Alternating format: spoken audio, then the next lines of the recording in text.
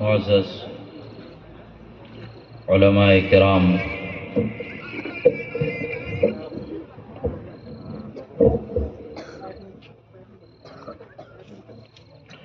حاضرین اسلام، السلام علیکم ورحمۃ اللہ تعالی وبرکاتہ۔ الحمد للہ رب العالمین والعاقبۃ للمتقین، والصلاة والسلام علی سید الانبیاء والمرسلین وعلى آلہ الطیبین الطاہرین واصحابہ المرضین ومن تبعهم بإحسان إلى یوم الدین، اما بعد فقد قال الله تبارك وتعالى في القرآن المجيد والفرقان الحميد: أعوذ بالله من الشيطان الرجيم، بسم الله الرحمن الرحيم، سبحان الله. اهدنا الصراط المستقيم صراط الذين أنعمت عليهم غير المغضوب عليهم ولا الضالين. صدق الله مولانا العظيم، وصدق رسوله النبي الأمين الكريم، ونحن على ذلك لمن الشاهدين والشاكرين والحمد لله رب العالمين. ایک مرتبہ عقیدت و محبت کے ساتھ درود شریف کا نذرانہ پیش کریں: اللہم صل علی سیدنا نبینا مولانا محمد عدد ما فی علم اللہ صلاة دائمة بدوام ملک اللہ وعلی آلہ واصحابہ اجمعین. ایک مرتبہ اور نبی اور آل نبی پر درود شریف پڑھیں: اللہم صل علی سیدنا نبینا مولانا محمد عدد ما فی علم اللہ صلاة دائمة بدوام ملک اللہ وعلی آلہ واصحابہ اجمعین. اعلیٰ حضرت امام اہل سنت ارشاد فرماتے ہیں: خدا کی رضا چاہتے ہیں دو عالم، خدا کی رضا چاہتے ہیں دو عالم، خدا چاہتا ہے رضائے محمد صلی اللہ علیہ وآلہ وصحبہ وسلم.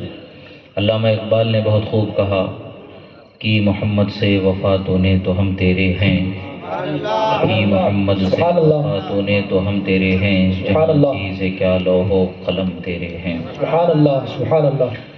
عزیزان محترم، اللہ نے ہمیں زندگی بخشی ہے، یہ اس کا انعام ہے. اللہ نے ہمیں بینائی بخشی ہے، یہ اس کا احسان ہے. اللہ نے ہمیں عقل و سمجھ عطا فرمائی ہے، یہ اس کا احسان ہے. اللہ نے ہمیں ہاتھ پیر عطا فرمائے ہیں، سلامت رکھے ہیں، یہ اس کا احسان ہے.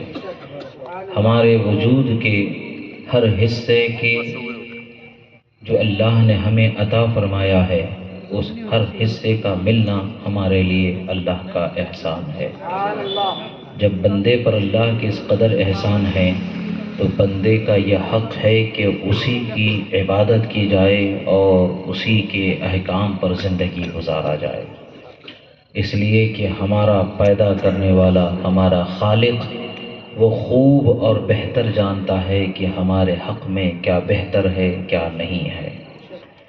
اللہ نے ہمارے لیے شراب کو حرام رکھا اس لیے کہ وہ خوب جانتا ہے کہ اس میں ہمارا نقصان ہے. حلال چیزیں جو ہمارے لیے اللہ نے حلال رکھا، وہ خوب جانتا ہے کہ اس میں ہمارا فائدہ ہے، نقصان نہیں ہے، اسی لیے وہ ہمارے لیے حلال ہوئی. عزیزان محترم، ہمیں اپنے خالق، اپنے معبود کی معرفت صحیح معنوں میں حاصل کرنے کی ضرورت ہے اور اپنے ایمان و عقیدے کی اصلاح کرنے کی ضرورت ہے. زندگی جو ہم جی رہے ہیں، وہ زندگی کیسی ہے جو ہم جی رہے ہیں؟ کیا ہماری یہ زندگی کہنے لائق ہے یا ایسی ہی وحشت زدہ زندگی ہم جی رہے ہیں؟ عزیزان محترم، اللہ نے ہمیں دین والا بنایا ہے، ایمان والا بنایا ہے. مسلمان ماں باپ کی کوکھ میں پیدا فرمایا، مسلمان تربیت کرنے والے اور نصیحت کرنے والے بڑے بزرگ عطا فرمایا. مساجد کے قرب و جوار میں اللہ نے ہمیں زندگی جینے کا موقع نصیب فرمایا. یہ ساری نعمتیں اللہ تعالیٰ نے ہمیں بخشی ہے.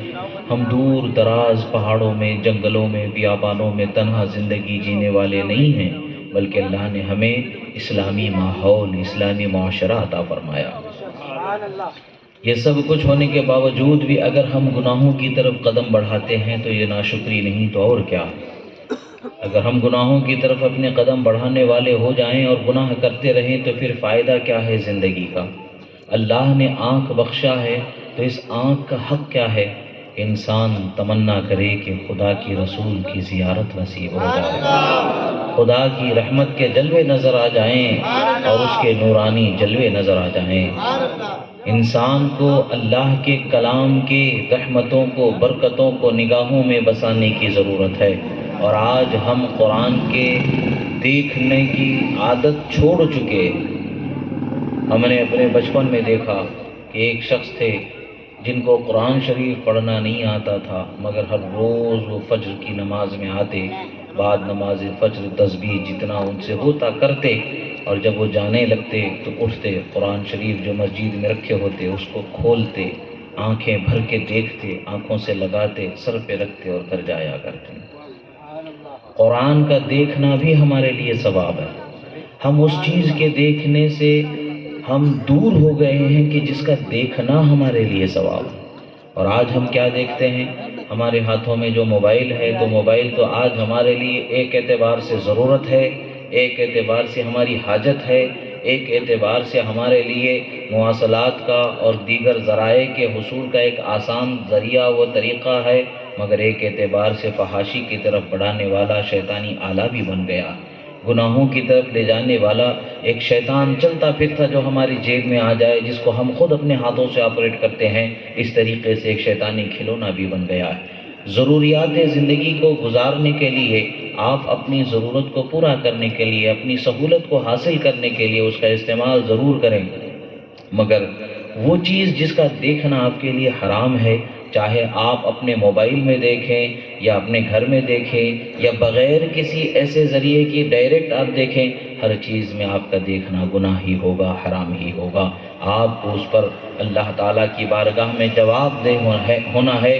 اللہ اگر قیامت میں سوال فرما لے، اے میرے بندے، میں نے تجھے آنکھیں عطا فرمائی، بتا تو صحیح کہ تو نے اپنی اس نعمت جو تجھے ملی ہے اس کا کتنا حق ادا کیا؟ جب ہمارے عمل کو تولا جائے گا، ہماری نگاہوں کو دیکھا جائے گا، اس کی جو کرتوت ہیں کھل جائیں گے قیامت میں، تو ہم کس منہ سے رب تعالیٰ کے سامنے گواہی دیں گے کہ مالک ہم نے یہ کیا، یہ نہیں کیا؟ ہمارے اعضاء خود ہمارے خلاف اللہ تعالیٰ کے بارگاہ میں گواہی دیں گے کہ رب اس نے یہ کیا، اس نے یہ کیا، اس نے یہ کیا۔ اس وقت پر ہمیں رسوائی سے کیسے اپنے آپ کو ہم بچائیں گے؟ خدا کی رحمت، اس کے حبیب کی شفاعت کا سہارا مومنوں کے لیے ہے، مگر آپ شفاعت مانگنے کے لیے جھولی پھیلائیں گے رسول اللہ کے پاس تو کس منہ سے پھیلائیں گے؟ وہی منہ جو ماں باپ کو برا بولتے تھے، اس منہ سے آپ پھیلائیں گے یا رسول اللہ کرم کیجیے؟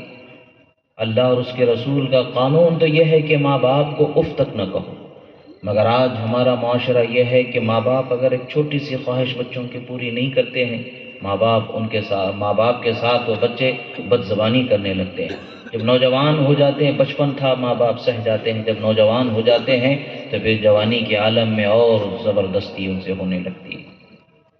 کبھی کبھی ماں باپ کو ہاتھ پکڑ کے گھسیٹا کھینچا ڈھکیلا جاتا ہے، یا زبان سے یا اپنے کردار سے یا اپنے گفتار سے انہیں ایذا تو پہنچائی جاتی ہے، اور اللہ کا قانون ہے کہ اف بولنے سے بھی اگر انہیں ایذا پہنچتی ہے تو تمہیں وہ اف بھی نہیں بولنا ہے۔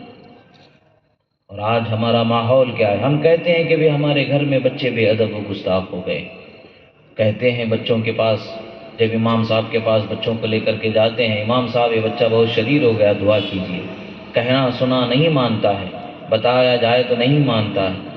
آپ نے اپنے ماں باپ کا اگر کہا سنا مانا ہوگا تو آپ کے بچے بھی ضرور ماننے والے ہوں گے، اور اگر آپ نے اپنے ماں باپ کو کسی نہ کسی طریقے سے دل آزاری کی ہے تو آپ کے بچے بھی آپ کی دل آزاری کرنے والے ہوں گے۔ ابھی بھی وقت ہے، ہر بندے کو چاہیے کہ اپنے ماں باپ کے پاس جائے اور ان سے معافی مانگے کہ اپنی زندگی میں اس نے جو کچھ انہیں تکلیف دی ہے اس کو وہ معاف کر دیں اور وہ دعا کر دیں، تو یقیناً آپ کی اولاد سنور جائے گی۔ مگر زندگی ہم کیسے گزار رہے ہیں؟ نہ ہمیں ماں باپ کی قدر ہے، نہ ہمارے دلوں میں کسی اور کی محبت ہے، ہمارے دلوں میں کیا ہے؟ گناہوں کی چاہت بسی ہوئی ہے۔ اور ہمارے دماغ میں کیا ہے کہ کس گناہ کو کس طریقے سے انجام دینا ہے، یہ پلاننگ چل رہی ہوتی ہے۔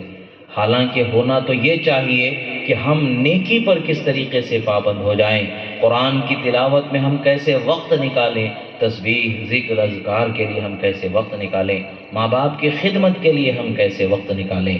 مگر افسوس کی بات ہے کہ یہ ماں باپ کی خدمت کو ہم بہت ہلکا جانتے ہیں، ماں باپ کی خدمت کو بہت ہلکا جانتے ہیں۔ ماں باپ کی خدمت وہ ہے کہ ہزاروں بلاؤں کو اللہ تعالیٰ ٹال دیتا۔ ماں کی دعا کے بارے میں ہے، احادیث مبارکہ میں آتا ہے کہ سرکار مدینہ صلی اللہ علیہ وسلم نے فرمایا کہ ماں کی دعا قبولیت کے مقام اور ماں کی دعا کے درمیان کوئی حجاب نہیں ہوتا ہے، وہ دعا کرتی ہے فوراً قبول ہو جاتا ہے۔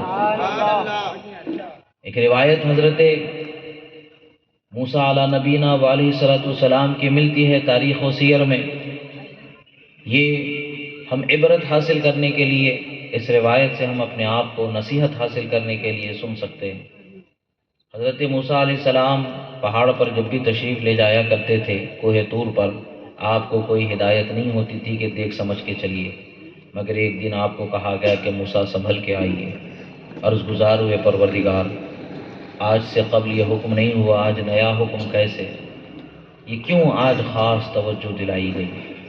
آپ نے فرمایا اس سے قبل تمہاری والدہ تھیں جو تمہارے حق میں دعا گو تھیں، اب ان کا وصال ہو چکا ہے، اب آپ خود سنبھل کے چلیے۔ سوچنے کی بات ہے، اس والدہ کی دعا قبول بھی ہوئی ہے تو اسی نبی موسیٰ علیہ السلام کی برکت سے قبول ہوئی، اس لیے کہ کائنات میں انبیاء سے ہٹ کر کے کوئی چیز خدا سے نہیں مل سکتی ہے، انبیاء سے ہی ملنا ہے۔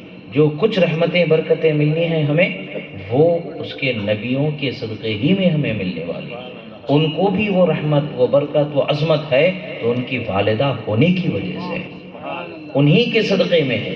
یہ ان کے لیے نہیں بلکہ ہم جیسے لوگوں کے لیے نصیحت ہے کہ ماں کی دعا ہر حال میں ماں کی دعا ہی ہوتی ہے، اس کو حاصل کرنے کی کوشش کرنی چاہیے کہ بلاؤں کو ہمیں شعور تک نہیں ہوتا ہے، ہمیں احساس تک نہیں ہوتا ہے کہ ہماری بلائیں ہم سے کیسے دور ہو جاتی ہیں۔ وہ ماں کی دعا ہوتی ہے جو اللہ تعالیٰ کے بارگاہ میں ہمیشہ کرتی رہتی ہے کہ مالک میرے بیٹے کی حفاظت فرما، مالک میرے بچوں کی حفاظت فرما، اس کے بچوں کی حفاظت فرما۔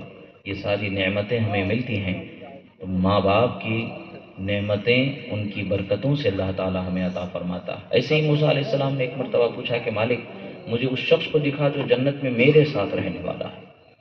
اللہ تعالیٰ حکم فرماتے فلاں جگہ چلے جاؤ، ایک جھوپڑی ہے اس میں رہنے والا ایک شخص ہے جو کل قیامت میں جنت میں تمہارے ساتھ رہنے والا ہے۔ حضرت موسیٰ علیہ السلام تشریف لاتے ہیں، دیکھتے ہیں کہیں باہر گیا ہوا تھا، اس کے انتظار کرتے ہیں۔ جب وہ آ جاتا ہے تو اس سے پوچھتے ہیں کہ میں آج تیرے ساتھ وقت گزارنا چاہتا ہوں اور دیکھنا چاہتا ہوں کہ تو کس طریقے سے زندگی گزارتا ہے۔ تو ہر روز جیسے نارمل زندگی گزارتا ہے ویسے ہی گزار، میں ہوں اس لیے کوئی خاص اہتمام مت کر، تیرے روٹین ورک جو ہے وہ کرتے رہ، بس میں تیرے ساتھ رہنا چاہتا ہوں۔ کہتا ہے الحمدللہ، سبحان اللہ، میری قسمت، آپ ساتھ رہیں وہ بھی میرے لیے برکت ہے۔ وہ اپنا دن بھر کا کام کرتا ہے، شام میں گھر میں آتا ہے، چولہا سلگاتا ہے، روٹی بناتا ہے، اور گھر میں ایک جھولا لگا ہوا تھا جس میں ایک اس کی بوڑھی ماں لیٹی ہوئی تھی۔ اس جھولے کو ایک پیر سے ہلاتا رہتا ہے، ہاتھوں سے روٹی بناتا ہے، پھر اس کو تندور میں رکھتا ہے، پھر روٹی بن جاتی ہے، پک جاتی ہے، پھر روٹی نکالتا ہے، پھر اپنے دانتوں سے اس کو چباتا ہے، نرم کرتا ہے، اس کی ماں کو کھلا دیتا ہے۔ ماں دعا کرتی ہے اے اللہ میرے بیٹے کو تیرے پیغمبر موسیٰ علیہ السلام کے ساتھ جنت میں جگہ عطا فرما۔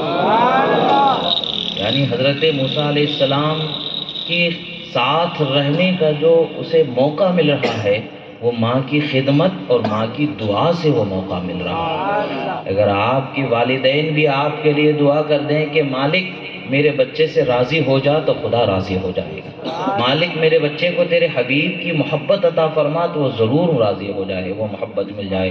وہ کہیں کہ مالک میرے بچے کو جنت میں اعلیٰ مقام عطا فرما دے، ضرور اللہ عطا فرما دے گا۔ یہ واقعات ہمارے لیے، ان واقعات کی حقیقت کی تحقیق کی ہمیں حاجت نہیں، اس کی صحت و ذوق کی طرف ہمیں توجہ اور اس کی جستجو اور اس کی تحقیق و تثبیت کے لیے ہمیں حاجت نہیں۔ یہ باب فضائل و باب ترغیب میں یہ واقعات مقبول ہوتے ہیں۔ یہ اتنا تو ہم جانتے ہیں کہ ماں باپ کی دعائیں ضرور قبول ہوتی ہیں، یہ احادیث صحیحہ سے ثابت ہے، اور ماں باپ کی خدمت کرنا یہ ہر بندے پر فرض ہے، یہ قرآن و سنت سے ثابت ہے، اور جو اس پر عمل کرنے والا ہے اسے نعمتیں ضرور ملتی ہیں۔ ہمارے آقا و مولا نے فرمایا کہ ماں کے قدموں تلے جنت ہے، باپ جنت کے دروازوں میں بیچ کا دروازہ ہے، خالہ ماں کا درجہ رکھتی ہے، بڑا بھائی باپ کا درجہ رکھتا ہے، چچا باپ کا درجہ رکھتا ہے۔ یہ ساری چیزیں ہمارے سامنے ہونے کے باوجود آج ہم زندگی کیسے گزار رہے ہیں؟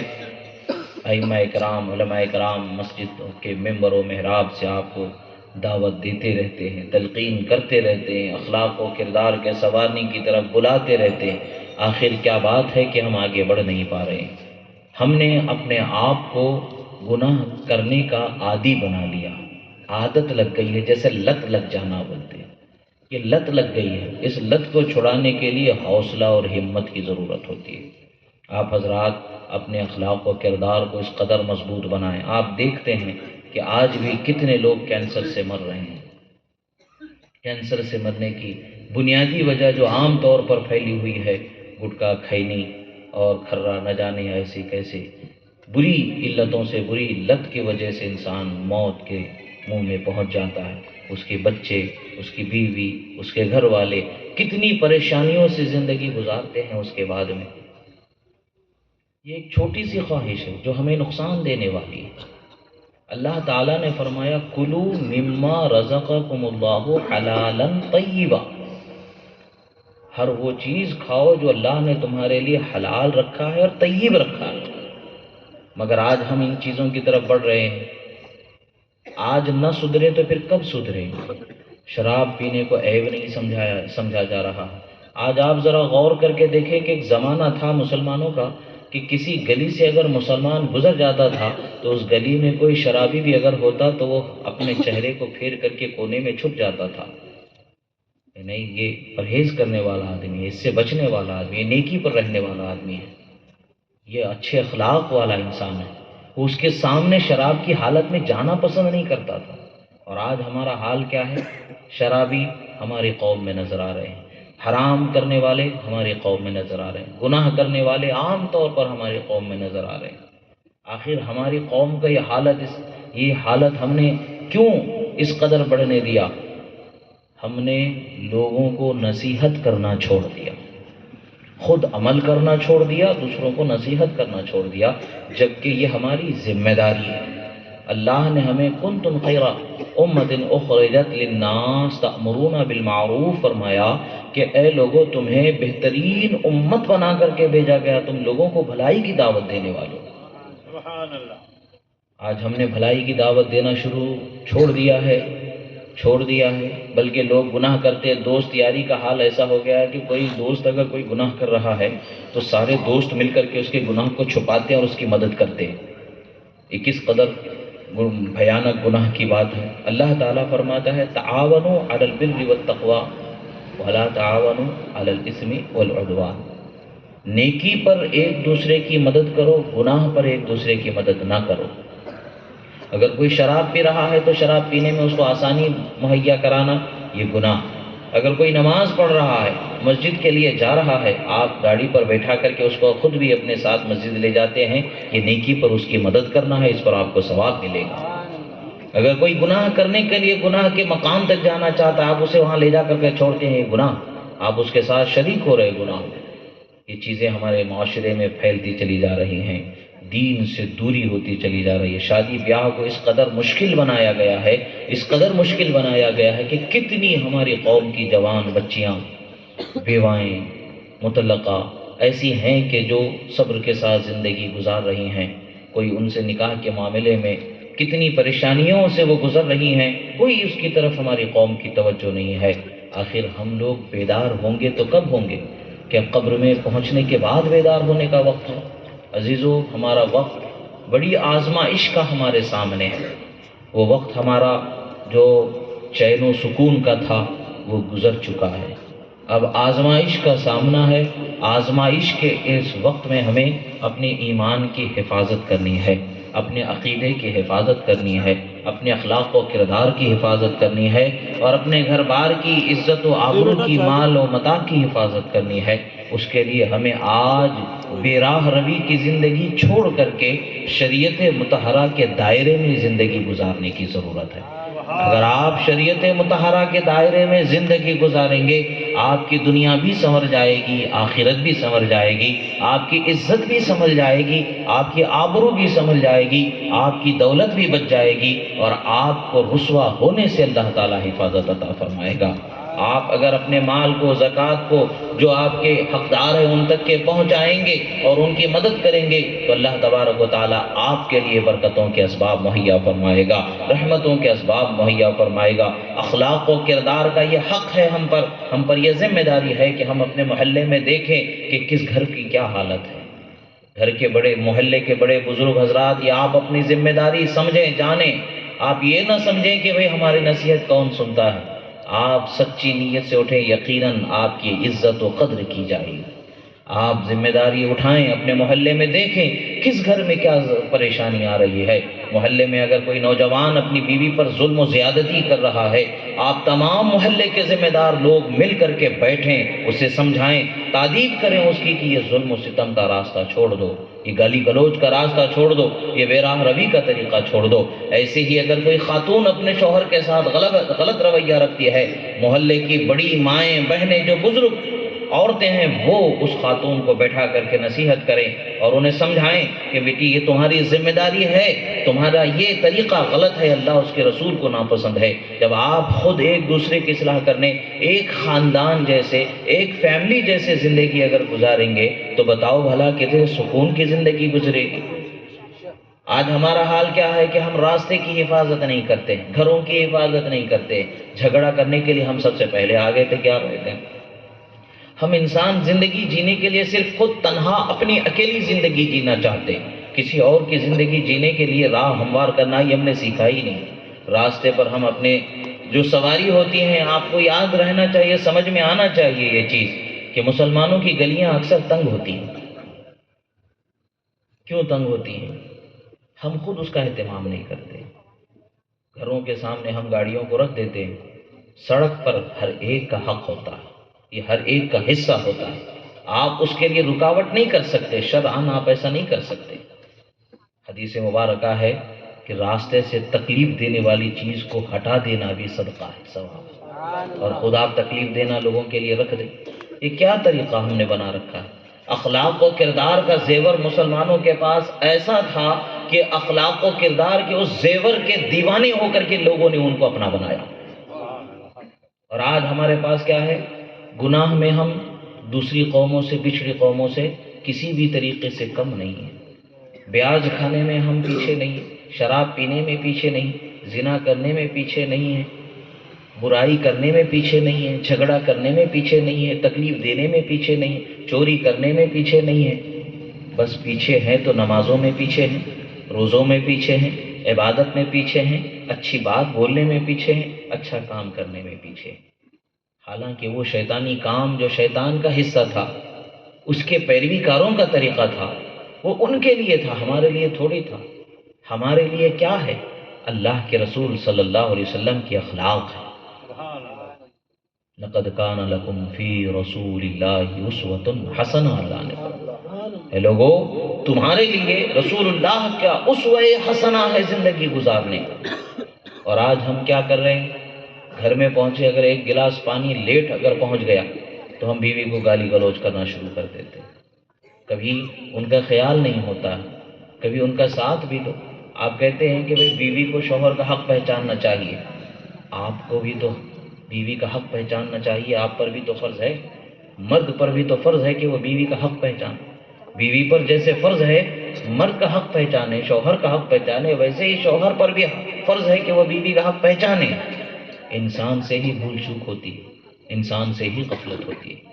آپ سے غفلت ہو جائے تو 100 خون معاف، اور اگر ایک بھول چوک ہو جائے تو بس ہزاروں خون کرنے پر بھی اتنی سزا نہ ملے جتنی سزا دے دی جاتی ہے۔ یہ کیا ہم نے اپنی زندگی کا سلیقہ بنایا؟ یہ کیا ہم نے اپنی زندگی کا طریقہ بنایا؟ کیا یہ اسلامی زندگی ہے جو ہم جی رہے ہیں؟ آج بھی وقت ہے ہمیں کہ سوچیں ہم اپنا محاسبہ کریں. کیا کبھی بیٹھ کر کے 10 منٹ آپ نے اپنے بارے میں سوچا کہ مجھے خدا نے پیدا کیا ہے، وہ میرا مقصد کیا ہے پیدا ہونے کا، مجھے کیوں پیدا کیا گیا؟ کیا میں اس مقصد کو پورا کر پا رہا ہوں جس مقصد کے لیے مجھے پیدا کیا گیا، یا میں اس مقصد سے کوسوں دور زندگی جی رہا ہوں؟ یہ ہمیں پہچاننے کی ضرورت ہے. اسی لیے بزرگوں نے فرمایا من عرف نفسہ فقد عرف ربہ. اگرچہ محدثین کی سند کے اعتبار سے یہ حدیث سند کے اعتبار سے حدیث نہیں ہے، مگر عارفین کے نزدیک، اولیاء اکرام کے نزدیک، بالخصوص امام محی الدین ابن عربی رضی اللہ تعالیٰ عنہ فرماتے ہیں وَإِن لَمْ يَصِحْ بِالسَّنَدِ فَقَدْ صَحَّ عِنْدَنَا بِالْكَشْفِ. فرماتے ہیں اگرچہ سند سے یہ حدیث صحیح نہیں ہے، مگر کشف سے ہم تک یہ حدیث صحیح پہنچی. جو اپنے آپ کو پہچان جاتا ہے وہ اپنے رب کو پہچانتا ہے. اپنے آپ کو پہچاننا مطلب کیا ہے کہ بھئی ہم انسان ہیں، یہ ہم کو معلوم ہے. اپنے آپ کو پہچاننا کیا ہے کہ کبھی ہم نے غور کیا کہ ہمیں پہچاننا کیا پہچاننا؟ ہمارے پیدا کیے جانے کا مقصد پہچاننا، اور اس مقصد سے ہمارا ربط کتنا ہے، ہمارا تعلق کتنا ہے، اسے پہچاننا ہے.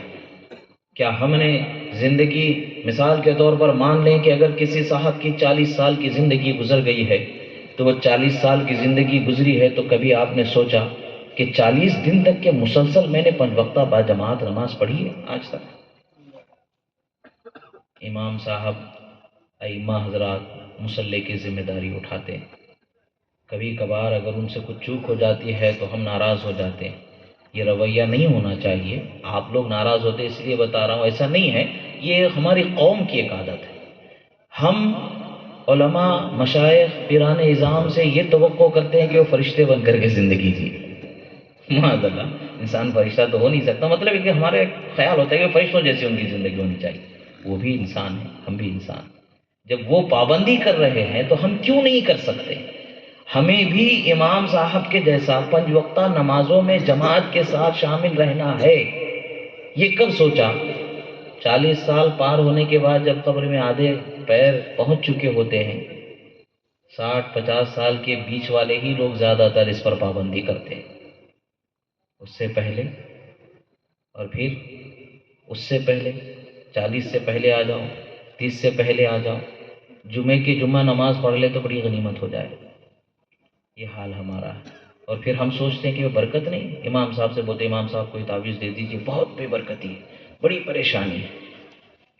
برکت کے دروازے سے تو نے اپنا رشتہ توڑ لیا ہے، پیٹھ دکھا کر کے وہاں سے اپنا راستہ دوسرا بنا لیا ہے. تو برکت آئے تو کہاں سے آئے؟ برکت اللہ کے گھر کے دروازے سے ملنی ہے، مسجد کے دروازے سے ملنی ہے. جب آپ جاؤ گے اللہم افتح لی ابواب رحمتک، اے اللہ میرے لیے رحمت کے دروازوں کو کھول دے. جب آپ فجر میں یہ دعا کر کے جاؤ گے تو اللہ کے رسول فرماتے ہیں نوم الصبحتی یمنع الرزق. صبح تم سو جاتے ہو تو رزق روک دیا جاتا ہے. تم یہ دعا کر کے صبح مسجد میں پہنچ جاؤ گے تو رزق عطا کر دیا جائے گا، اور وہ رزق ملے گا. رزق کا یہ مطلب نہیں کہ صرف کھانے پینے کی چیزیں مل جائیں. ہر وہ چیز کہ جس سے آپ کا وجود سمر جائے، ہر وہ چیز کہ جس سے آپ دنیا و آخرت کی کامیابی حاصل کر لیں، یہ سب اس میں شامل ہے. سانس ملنا یہ بھی رزق ہے، دھڑکن ہونا یہ بھی رزق ہے، ایمان ملنا یہ بھی رزق ہے، نیک عمل ملنا یہ بھی رزق ہے، پیٹ بھر جانے کی چیزیں مل جانا وہ بھی رزق ہے، زندگی گزارنے کی سہولتیں مل جانا وہ بھی رزق ہے. ہر چیز رزق ہے. صبر کرنا رزق ہے، شکر کرنا رزق ہے. مگر اگر ہم مسجدوں سے، آپ سوچ کے دیکھیں، کبھی آپ نے غور کیا کہ 20 سال میری زندگی ہو گئی نوجوانوں، کیا کبھی آپ نے سوچا، آپ یہ سوچتے ہیں کہ میں اتنے سال ہو گئے میرے ابا نے مجھے ابھی تک کہ کوئی گاڑی نہیں دلائی، 20 سال کا ہو گیا میں، میرے ابا نے مجھے ابھی تک کہ آئی فون نہیں دلایا، میں 20 سال کا ہو گیا کہ میرے ابا نے مجھے کوئی ایسا کپڑا جوتا 5-6 ہزار کا جوتا نہیں دلایا، میں ابھی 100-150 300 400 500 کے جوتے پہن کے زندگی گزارا. کیا کبھی ایسے ہی آپ نے سوچا کہ 20 سال میں نے 5 وقتہ نماز کی جماعت کے ساتھ پابندی کتنے دن تک کی ہے؟ 40 دن کسی نے پابندی کر لی ہے جماعت کے ساتھ، کیا وہ خود اپنے آپ کا گواہ نہیں ہے کہ اس نے کیا کیا؟ اللہ تبارک و تعالیٰ تو فرماتا ہے ان الصلاۃ تنہا عن الفحشاء والمنکر، نماز بے حیائی سے روک دیتی ہے، بری باتوں سے روک دیتی ہے۔ آپ کے بچے بے حیا ہو گئے، آپ پریشان ہو کر کے آ کے بولتے حضرت بچہ ہاتھ سے نکل گیا۔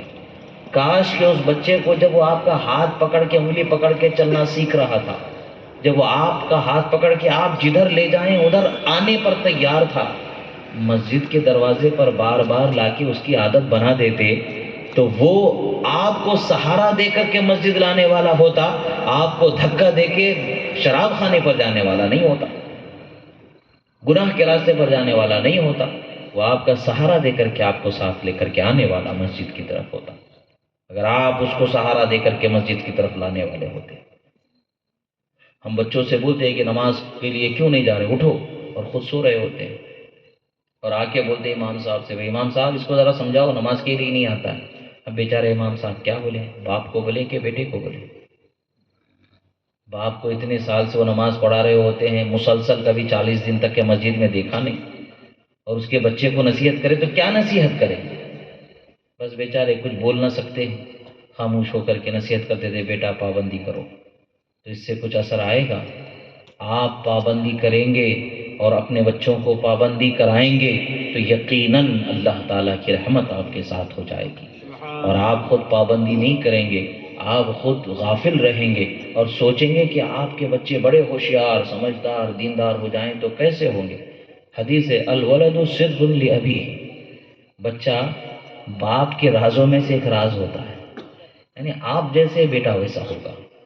اس کے لیے اگر اپنی اولاد کو اچھا کرنا چاہتے ہو، با اخلاق بنانا چاہتے ہو، نیک بنانا چاہتے ہو، خدا کے سامنے شرمندہ ہونے والا نہیں بنانا چاہتے، عزت و رفعت پانے والا بنانا چاہتے ہو، تو آج سے ہی ارادہ بنا لو کہ اپنے ہر برے عمل کو چھوڑ دیا جائے گا، اپنی نگاہوں کو بچا لیں گے، اپنی زبانوں کو بچا لیں گے، اپنے کردار کو بچا لیں گے، اپنے قدموں کو سنبھالیں گے، گناہ کی طرف نہیں عادت بنائیں گے مسجد کی طرف آنے جانے کی، اور عادت بنا لیں، اب سے ہی یہ ارادہ کر لیں کہ اب زندگی میں جب تک کہ قدموں میں چلنے کی طاقت ہے کبھی مسجد سے رشتہ نہیں ٹوٹے گا۔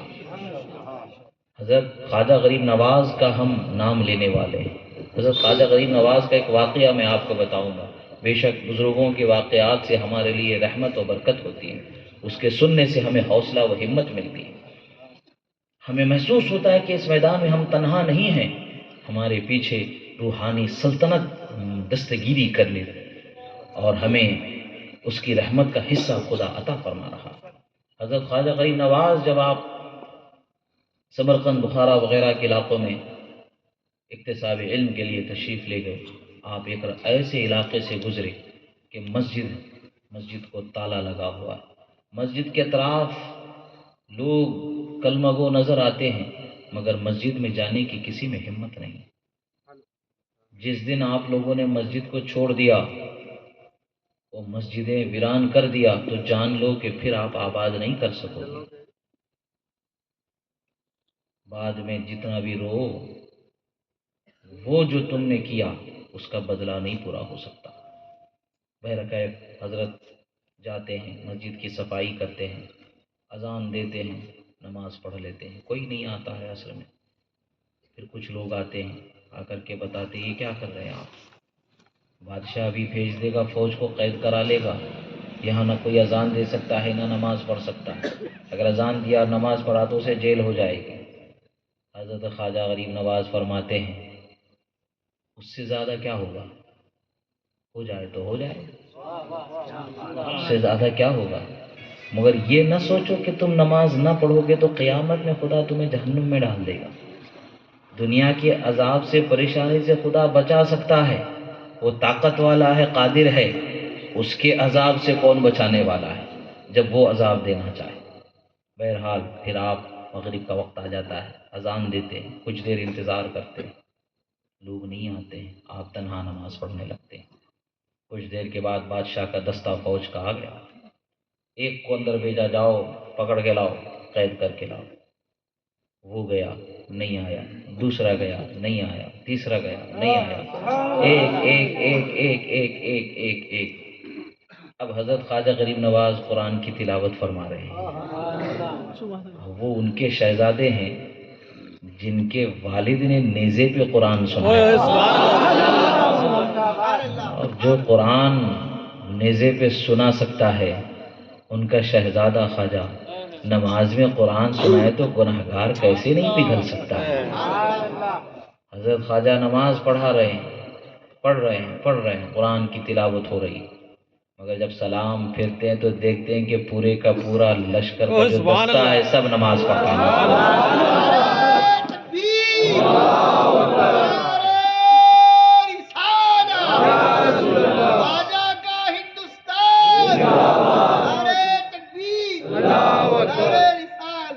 سارے لوگوں نے حضرت کے ہاتھ پر توبہ کیا اور وعدہ کیا کہ آج سے پھر کبھی ہم مسجد کو ویران نہیں کریں گے۔ مسجد آباد کرنے والے خواجہ کے ہم غلام ہیں، ویران مسجدوں کو آباد کرنے والے ظلم و ستم کے سامنے اخلاق کا نمونہ پیش کرنے والے، کردار نبی کا مظہر بن کے چمکنے والے خواجہ غریب نواز کے ہم کو اللہ نے غلام بنایا۔ تو ہمیں کیسے ہونا چاہیے؟ ہمیں بھی ان کی اس سنت پر عمل کرنا چاہیے کہ مسجدوں کو آباد کرنا ہے۔ جیسے جمعہ میں مسجد بھرتی ہے، ایسے فجر میں عشاء میں تو آسان سے بھر ہی سکتے، ظہر و عصر و مغرب میں آپ کام دھندوں میں کئی اور جگہ پر ہوں گے، ہو سکتا ہے، مگر فجر میں تو گھر میں ہوتے ہیں، عشاء میں تو گھر میں ہوتے ہیں۔ جس دن بھی آپ حضرات کے اندر یہ بیداری آ گئی، تب پھر اقبال کی وہ صدا پھر سے گونجنے لگے گی، دشت تو دشت ہیں دریا بھی نہ چھوڑے ہم نے، بحر ظلمات میں دوڑا دیے گھوڑے۔ خودی کو کر بلند اتنا کہ ہر تقدیر سے پہلے خدا بندے سے خود پوچھے بتا تیری رضا کیا ہے۔ اپنے آپ کو بلند کرنے کی کوشش کریں، اخلاق و کردار کے اس آئینے کو اپنے اندر بسا لیں جس کو کردار مصطفیٰ کہا جاتا ہے، سیرت نبوی کہا جاتا ہے، شریعت مطہرہ جسے کہا جاتا، اس ضابطے میں اپنی زندگی جینے کی کوشش کریں۔ اللہ تبارک و تعالی آپ کو اور ہم کو اس کے حبیب صلی اللہ تعالی علیہ وسلم کی سچی محبت عطا فرمائے اور اس کے دین اسلام پر قائم دائم فرمائے۔ کہنے میں، سننے میں، بولنے میں جو غلطی ہوئی رب تعالی معاف فرمائے۔ اقول قولی ھذا استغفر اللہ لی ولکم ولسائر المؤمنین۔ السلام علیکم ورحمۃ اللہ تعالی وبرکاتہ۔ حضرت ایک بات، لڑکیاں ہیں ماشاءاللہ، وہ ہر ہفتے کے ہفتے اجتماع کرتی ہے، قرآن خوانی بھی کراتی ہے اور مستورات حرم کی طرف دھیان بھی دیتی ہے۔ تو ہمارے نوجوان بچے یہ چاہ رہے تھے کہ ان کا حوصلہ افزائی کر دے تھوڑا سا، اور وہ گلپوشی کا ان کا ایک سامان لایا، وہ اپنے ہاتھ سے ادھر بھیجوا دیجئے۔ اللہ تعالیٰ ان خدمت کرنے والی بچیوں کی خدمت کو قبول فرمائے، درجات کو بلند فرمائے، خاتون جنت کی سچی کنیزیں انہیں اللہ تعالیٰ بنائے، اور ان کی رحمت و برکت کا، ان کی چادر کا صدقہ اللہ تعالیٰ عطا فرمائے۔ ماں، بہن، بیٹی، اللہ تعالیٰ انہیں برکتوں سے مالا مال کرے۔ یہ ایک بچے کے مقدر کو، کردار کو، اخلاق کو سنوارنے میں بڑا ان کا کردار ہوتا ہے۔ ماں، بیٹی، بہن، اللہ نے ہمیں سب کچھ عطا فرمایا۔ مائیں امہات المومنین جیسے ہونی چاہیے، بیٹیاں خاتون جنت جیسی ہونی چاہیے، بہنیں حضرت بی بی زینب جیسی ہونی چاہیے۔ بہرحال اللہ تعالیٰ آپ تمام بچیوں کو اور اس علاقے کے تمام عورتوں کو امہات المومنین خاتون جنت حضرت بی بی زینب کے اخلاق و کردار کا آئینہ دار بنائے۔ السلام علیکم ورحمۃ اللہ۔ مصطفیٰ جانے رحمت پیلا تو سلام، شمع بز میں ہدایت پیلا تو سلام، ہم غریبوں کے آقا پہ بے درود، ہم فقیروں کی سرور پیلا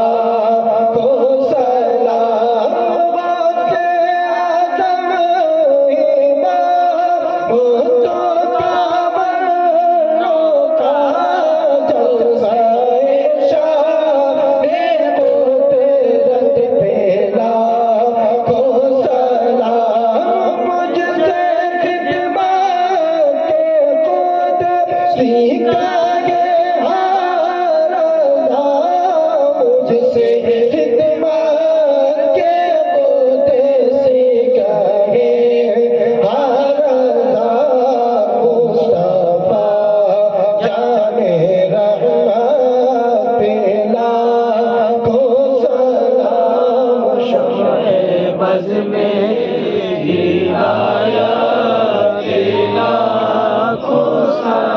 الصلاة والسلام عليك يا رسول الله، الصلاة والسلام عليك يا حبيب الله، الصلاة والسلام عليك يا قاسم رزق الله وعلى آلك وأصحابك حبيبي يا رسول الله. اللهم ربنا آتنا في الدنيا حسنة وفي الآخرة حسنة وقنا عذاب النار. اللهم اغفر لنا وارحمنا وارض عنا وتقبل منا وأدخلنا الجنة ونجنا من النار وأصلح لنا شأننا كله. اللهم اكفنا بحلالك عن حرامك واغننا بفضلك عمن سواك.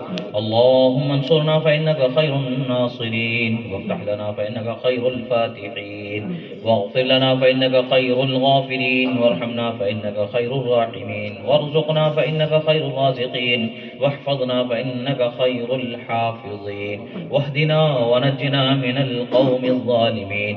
اللهم انصر الإسلام والمسلمين، اللهم أعز الإسلام والمسلمين، اللهم اخذل الكفرة والمبتدعين والظالمین.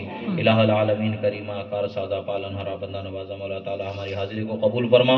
پروردگار یہ نیاز جو بنائی گئی اور جو بھی جس مقصد کے تحت مولا یہ مجلس کو سجائی گئی، جس نے بھی جو بھی جس طریقے سے بھی ذکر اور مجلس خیر میں جو کلمات خیر کہے مولا، ان تمام کے پیش کرنے میں، کہنے میں، سننے میں جو غلطی ہوئی سے معاف فرما. ان تمام کا ثواب سب سے پہلے آقا نامدار مدنی تاجدار احمد مصطفیٰ محمد مصطفیٰ صلی اللہ علیہ وآلہ وصحبہ وسلم کی بارگاہ میں نظر مولا قبول فرما. آپ کے بعد سے تمام انبیاء کرام، تمام صحابہ کرام، خلفاء راشدین، ازواج مطہرات، اہل بیت اعظام، تابعین، تبع تابعین، ائمہ مجتہدین، اولیاء کاملین، واصلین المتقین کی بارگاہ میں نظر مولا قبول فرما. پروردگار بالخصوص سیدنا امام جعفر صادق حضرت غوث اعظم حضرت خواجہ غریب نواز کی بارگاہ میں نظر مولا قبول فرما. تمام سلاسل حقہ کے بزرگوں کو اس کا ثواب عطا فرما، کل مومنین مومنات کو اس کا ثواب عطا فرما. پروردگار اس علاقے میں رحمتوں کا، برکتوں کا بسیرا عطا فرما. پروردگار اس علاقے کے ہر صحیح العقیدہ کے گھر میں مولا رحمتوں برکتوں کو نازل فرما. پروردگار ہر پریشانی سے نجات عطا فرما، قرض سے نجات عطا فرما، بے راہ روی سے نجات عطا فرما، بد کرداری، بد اخلاقی سے نجات عطا فرما، ہر گناہ سے، شراب سے، زنا سے، چوری سے، ڈکیتی سے حفاظت فرما. اچھے اخلاق، اچھے کردار کی زندگی عطا فرما. ماں باپ کا فرما بردار فرما، ماں باپ کو بچوں پر مہربان فرما. پروردگار تیرے حبیب کریم صلی اللہ تعالی علیہ وسلم کے صدقے دفعہ میں مولا جو علماء یہاں حاضر ہیں مولا ان کی عمروں میں برکتیں عطا فرما، صحت و سلامتی عطا فرما. جو حاضرین یہاں جمع ہیں مولا سب کی عمروں میں برکتیں عطا فرما، صحت و سلامتی عطا فرما. مولا جو اپنے گھروں میں بیٹھ کر کے جلسے کو سن رہے مولا ان کی صحت و سلامتی میں برکتوں میں اضافہ فرما. پروردگار ہماری جائز تمناؤں کو پوری فرما، علاقے کو رحمت و برکت کا بسیرا عطا فرما، امن، امان، چین، سلامتی، سکون عطا فرما. ہمارے جان، مال، عزت، آبرو کی حفاظت فرما، ایمان عقیدے کی حفاظت فرما.